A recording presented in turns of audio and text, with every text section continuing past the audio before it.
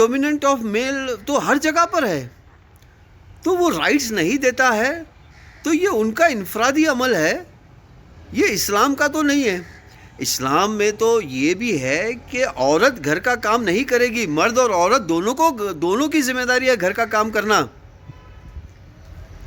अब कुछ लोगों ने ये रिवाज बना दिया है कि नहीं औरत ही घर का काम करेगी, और वो फिर इस्लाम का नाम ले रहे हैं, और फिर वो कुछ शैतानी उलमाओं को इसमें पकड़ लिया हुआ है, और शैतानी उलमाओं को पकड़कर जो है वो ये एक तरकीब बना रहे हैं। तो मैं ये कहता हूँ कि भाई ये तरकीब उन लोगों की है, उनकी तरकीबें हैं। उन्होंने इस्लाम के नाम पर लोगों को उल्लू बनाना, इस्लाम के नाम पर वो लोग उल्लू बना रहे हैं, बल्कि इस्लाम में तो ऐसा नहीं है। आपको अपने राइट लेना होगा। कॉन्ट्रैक्ट एक आदमी और एक औरत के बीच में कॉन्ट्रैक्ट है। देयर इज नथिंग, कोई सोलफुल चीज नहीं है कि आपने फेरे लगाए तो आपने कस्में खाई या आपने एक दूसरे के साथ जीवन बिताने का फैसला किया। ऐसा कुछ भी नहीं है, ये एक कॉन्ट्रैक्ट है। और एक्चुअली जो ये आइडियोलॉजी है ना, ये एक मर्द के दिमाग का निकला हुआ वो है। लेकिन कहीं पर भी औरत को कहीं पर भी राइट नहीं देता। जब एक औरत को आधे दिमाग का समझते हो, जबकि औरतें कहाँ पहुंच गई हैं, तो फिर इसके बाद आप क्या कह सकते हो कि आप राइट देते हो? किस हिसाब से आप कहते हो? ये कह रही है कि जो मुस्लिम समाज है वो मेल डोमिनेंट है, और जो रूल्स रेगुलेशन है मेल डोमिनेंट है। तो भाई ये तो वो जो मेल हैं जो प्रैक्टिस करते हैं, तो ये उनकी गलती है। तो ये उनकी गलती को आप इस्लाम की गलती कैसा बता रही हो? उनकी गलती को आप इस्लाम की गलती कैसा बता रही हो, समझ में नहीं आ रहा है। भाई ये मेल डोमिनेट बिल्कुल नहीं है इस्लामी मज़हब। दोनों मर्द और औरत दोनों इक्वल ही रिस्पॉन्सिबल है हर काम के लिए, हर चीज़ के लिए।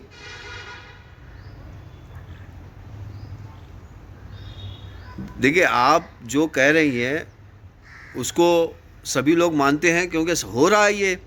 अब जब ये हो रहा है तो आप और हमारा काम है कि उसको बचाना, उसको कहना कि देखिए भाई इस्लाम में तो इस तरह की बातें नहीं है, तो आप इस्लाम के नाम पे इस औरत को क्यों धोखा दे रहे हो।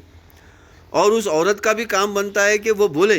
देखिए मैं आपको यहाँ पर एक छोटी सी रियल कहानी सुनाना चाहता हूँ कि एक लेडी है, लड़की है, उसकी शादी हो गई है, मुस्लिम कम्युनिटी की बात बता रहा हूँ।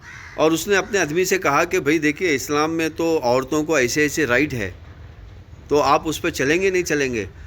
उसने कहा हाँ मैं चलूँगा। अब उस लड़की ने कहा हाँ मैं चलूँगा, मैं मानूँगा, और वो शादी हो गई।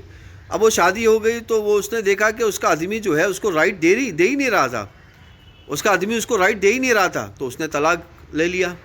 फिर शादी हुई, फिर सेम ड्रामा हुआ। उसने कहा कि नहीं मैं इस्लाम के ऊपर चलता हूँ, मैं इस्लाम पे चलूँगा, और फिर उसने फिर तलाक दे दिया। फिर तीसरी बार ऐसा हुआ, फिर तीसरी बार उस लड़की ने तलाक ले लिया। वो लड़की लड़ रही है, वो लड़की चाहती है कि वो इनफरादी जो आज़ादी है वो कायम रखे। तो देखिए यहाँ पर इनफरादी आज़ादी के ऊपर अगर कोई चालाकी से आपको मतलब कब्ज़ा करता है इस्लाम के नाम पर, तो ये उस आदमी की गलती है, इस्लाम की नहीं है। इस्लाम में तो इनफरादी आज़ादी दी गई है, सबको बराबर इनफरादी आज़ादी दी गई है। अब देखिए इस्लाम के नाम पर जो आजकल प्रैक्टिस हो रही है इनफरादी आज़ादी की, तो वो इनफरादी आज़ादी वो गलत है। हाँ वो गलत है। इनफरादी आज़ादी छीनी जा रही है इस्लाम के नाम पर।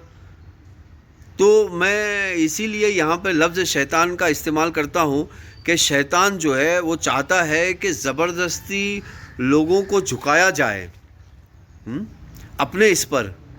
तो कुछ शैतानी इंसान वो मज़हब के अंदर घुसकर, वो चाहे वो मुस्लिम मज़हब के अंदर घुसे हो, चाहे वो नॉन मुस्लिम मज़हब के अंदर घुसे हो, चाहे वो सनातनी धर्म के मज़हब के अंदर घुसे हो, चाहे वो क्रिश्चियन मज़हब के अंदर घुसे हो, घुसकर अपना ओन किंगडम बनाने के चक्कर में है, डेमोक्रेसी को ख़त्म करने के चक्कर में है।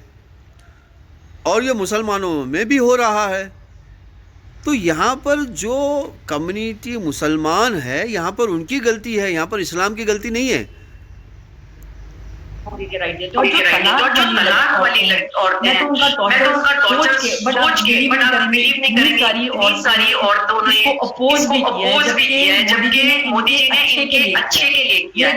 ये मतलब बेअक्ल औरतें ये भी नहीं देखिए, मोदी जी का जो बयान मतलब मोदी जी के बारे में और ट्रिपल तलाक के बारे में पीछे गुजर चुका है, मैंने मतलब इसी लेक्चर के पीछे गुजर चुका है, तो इसीलिए ये क्वेश्चन को आंसर हो चुका है। तो ये है कि ये आपकी भलाई के लिए है। ऐसा समझते हैं ऐसी चीज है जो आपके हलक के अंदर ना क्या डाल देता है कि आप बोल नहीं पाते हो। चाहे औरत हो चाहे मर्द हो, वो जानते भी होंगे कि ये गलत हो रहा है हमारे साथ, लेकिन इस्लाम की दुहाई देके ये औरत पूरे 3 महीने टॉर्चर सहेगी कि मुझे। देखो, इस्लाम की दुहाई देके, अरे मेरी प्यारी बहन और प्यारे भाई, कोई झूठ बोल रहा है तो आप उसका झूठ पकड़िए। देखिए, मोदी जी ने झूठ पकड़ा और वो जीत गए, तो इसी तरह आप झूठ पकड़ते रहिए। देखिए, और मैं आपको यहाँ पर और एक मतलब मोदी जी के रिलेटेड ही है। मोदी जी ने ये मस्जिद में औरतें जाने का जो मसला है ये उठाया, पता है आपको, और वो भी कोर्ट में उठाया, वो भी अच्छा केस रजिस्टर करके। वो बहन का नाम मैं भूल गया, जो ये तहरीक चलाती है मस्जिद में जाने की, और वो मंदिर में जाने की भी तहरीक चलाती है, और मस्जिद में नमाज़ पढ़ने की भी तहरीक चलाती है, और मंदिर में पूजा करने की भी तहरीक चलाती है, क्योंकि कुछ मंदिरों में भी औरतों को जाने नहीं दिया जाता है। मुस्लिम लेडी है और मैं उसका नाम मैं भूल रहा हूँ, फ़ातिमा उसका आगे पीछे नाम आता है। तो उस लेडी के मूवमेंट में मोदी जी शामिल हुए और इस केस को आगे किया। जब मोदी जी ने इस केस को कोर्ट में ले गए तो आपको मालूम होना चाहिए, जो मुस्लिम जमात के अंदर एक जमात जो अपने आप को मुस्लिम मतलब मुस्लिम के हित में काम करने की दुहाई देती है, जिसको हम मुस्लिम पर्सनल लॉ बोर्ड कहते हैं, उस बोर्ड ने साफ साफ अल्फाजों में लिखत दे दिया क्या दे दिया कि भाई सहाबा इकराम के वक्त में, अल्लाह के रसूल के वक्त में मुस्लिम औरतें मस्जिद के अंदर मर्दों के साथ शाना बशाना नमाज पढ़ती थी और ये होता था। और अगर कोई औरत आज भी किसी मस्जिद में नमाज पढ़ना चाहे तो उसको इजाज़त है नमाज पढ़ने की हमारे तरफ से। तो अगर कोई रोक रहा है तो ये रोकने वाले की गलती है, इस्लाम में इस चीज़ ये शामिल नहीं है, बोल के साफ साफ लेटर देगा। आप देखिए यहाँ पर और एक बार मोदी जी की जीत हुई या फिर इस्लाम की जीत हुई या फिर इस्लाम के कानून की जीत हुई। यहाँ पर मेरे प्यारे भाई और बहन, इस्लाम के कानून की जीत हुई। वो इस्लाम का कानून चाहे कोई भी आवाज़ उठाए। देखिए, जो ज़्यादातर जो मुसलमान हैं मोदी जी को इस्लाम का दुश्मन समझते हैं, और वो फिर उन्होंने आवाज़ उठाया तब भी जाके उनकी जीत हुई। ये कितनी बड़ी इस्लाम की जीत है। तो यहाँ से ये पता चलता है कि इस्लाम के अंदर जो डॉक्ट्रिन है वो उसी की जीत है। अब वो चाहे शैतानी जो लोग इसके अंदर घुसकर वो डॉक्ट्रिन को बदलना चाहे, या फिर वो डॉक्ट्रिन को छुपाना चाहे, या फिर वो डॉक्ट्रिन को कब्ज़ा करके अपना वो नया डॉक्ट्रिन बनाना चाहे, वो एक्सेप्टेबल नहीं है। और ये आपने अपनी आँखों से देखा है। जबकि पूरे तबके के पूरे अलग अलग मुस्लिम के अंदर 2500 जमातें हैं, मतलब 2500 फ़िरके हैं। मुस्लिम के अंदर कितने फ़िरके हैं, मतलब मैं एक एस्टीमेट के हिसाब से बोल रहा हूँ, 2500, इससे ज़्यादा ही है। मतलब ख़ास करके इंडिया के अंदर रजिस्टर जो जमातें हैं, फ़िरके हैं, रजिस्टर जो फ़िरके हैं वो 2500 फ़िरके हैं। और वो 2500 फ़िरके पूरे एकजुट होकर पैसे की ताकत के साथ, इंटरनेशनल डिप्लोमेटिक रिलेशन की ताकत के साथ मोदी जी पे हमला किए। तब भी मोदी जी जीत गए, क्योंकि मोदी जी जो है कुरान और हदीस से बात कर रहे थे। तो जो भी कुरान और हदीस का नाम लेगा उसकी जीत होगी, किसी दूसरे की जीत नहीं होगी। छोड़ेगा, मुझे रखेगा, मुझे छोड़ेगा। जस्ट इमेजिन कि उसके दिमाग पे कितना प्रेशर पड़ता होगा, कितना ज्यादा। तो मर्दों को क्या है? आज मैंने आपको एक जोक सुनाती हूँ।